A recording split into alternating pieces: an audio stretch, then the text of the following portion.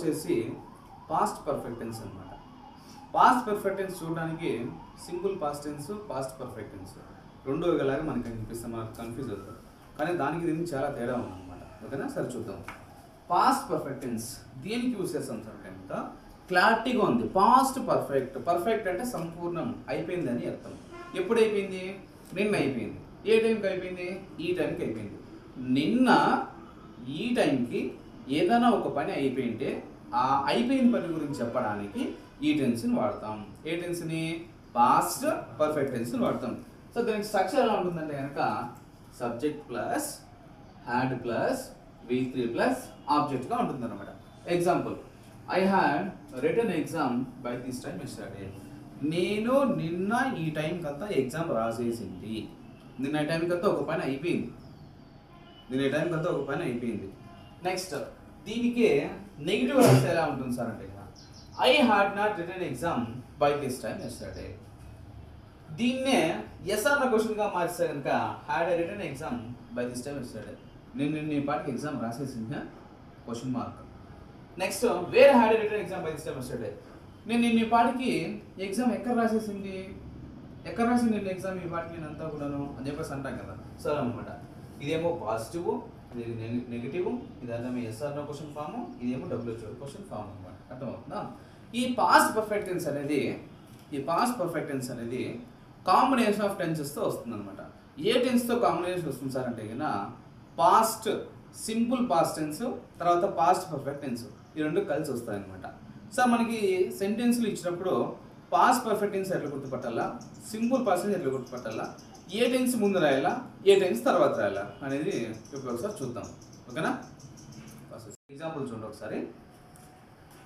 Past perfect tense, simple past tense రెండు combination వస్తాయని చెప్పా కదా, రెండు కాంబోగా వస్తాయి అనమాట. ఎలా అంటే కనుక the train had left before I reach the station.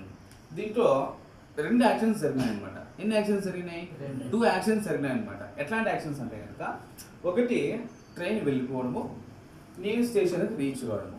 దీంట్లో ఫస్ట్ జరిగిన యాక్షన్ ఏది అంటే ట్రైన్ ముందుగా వెళ్ళిపోయిందా, నేను స్టేషన్ ముందుగా వెళ్ళినా? ట్రైన్ ముందుగా వెళ్ళిపోయింది. చూడండి ఒకసారి, ద ట్రైన్ హ్యాడ్ లెఫ్ట్ అన్నాం. ఫస్ట్ జరిగిన యాక్షన్ ఏది? ట్రైన్ వెళ్ళిపోవడం, ఇది ఫస్ట్ యాక్షన్. సెకండ్ యాక్షన్ ఏంటి? స్టేషన్కి వెళ్ళడం, ఐ రీచ్ స్టేషన్. దీన్ని సెకండ్ యాక్షన్ అంటాం. అర్థమవుతుందా?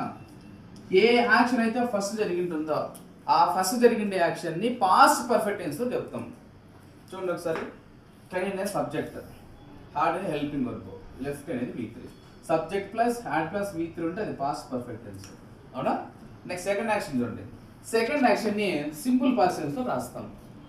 ఐ అనేది సబ్జెక్టు, రీచ్ అనేది V2, స్టేషన్ అనేది ఆబ్జెక్ట్. చూడండి ఒకసారి, ఇదేమో పాస్ట్ పర్ఫెక్ట్ టెన్స్, ఇదేమో సింపుల్ పాస్ట్ టెన్స్.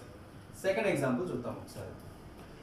గతంలో 2 పనులు జరిగినప్పుడు దాంట్లో ఫస్ట్ జరిగిన పనిని ఏ టెన్స్లో చెప్తాము అంటే పాస్ట్ పర్ఫెక్ట్ టెన్స్లో చెప్తాం.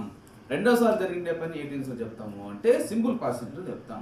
చూడండి ఒకసారి, the class started after the bell had rung అని అన్నా. దీంట్లో ఫస్ట్ జరిగిన యాక్షన్ ఏది? మీరు దీన్ని చూడగానే చెప్పేయచ్చు, ఫస్ట్ జరిగిన యాక్షన్. ఎందుకంటే దాని పక్కన ఏముంటుంది? సబ్జెక్ట్ తర్వాత హ్యాడ్ ఉంటుంది. హ్యాడ్ ఉంది అంటే ఏ దాంట్లో హ్యాడ్ ఉంటుంది అంటే ఫస్ట్ జరిగిన యాక్షన్ చెప్పి గుర్తుపెట్టేసుకోవచ్చు మనం.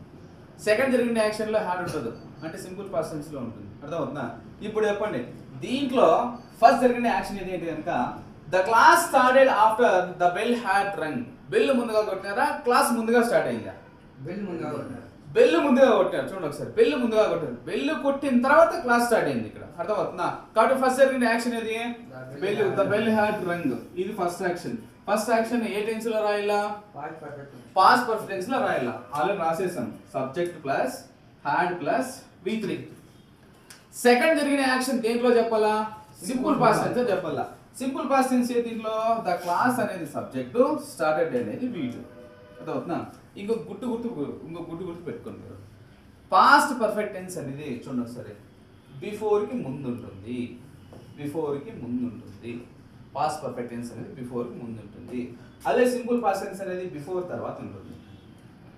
రెండో ఎగ్జాంపుల్ చూడండి ఒకసారి. ఆఫ్టర్కి ముందు ఏది ఉంటుంది అంటే సింపుల్ పాస్ట్ టెన్స్ ఉంటుంది. ఆఫ్టర్ తర్వాత ఏముంటుంది అంటే పాస్ట్ పర్ఫెక్ట్ టెన్స్ ఉంటుంది. అర్థమవుతుందా? ఈ లాజిక్ మర్చిపోవద్దు, అర్థమవుతుందా? ఏ యాక్షన్లో అయితే హార్డ్ ప్లస్ V3 ఉంటుందో అదే ఫస్ట్ జరిగిన యాక్షన్. ఏ యాక్షన్లో అయితే హార్డ్ లేకోకుండా V2 ఉంటుందంటే అది సెకండ్ జరిగిన యాక్షన్, రెండవ పని అర్థం. అర్థమవుతుందా? ఎగ్జాంపుల్స్ రాస్తారా? రైట్.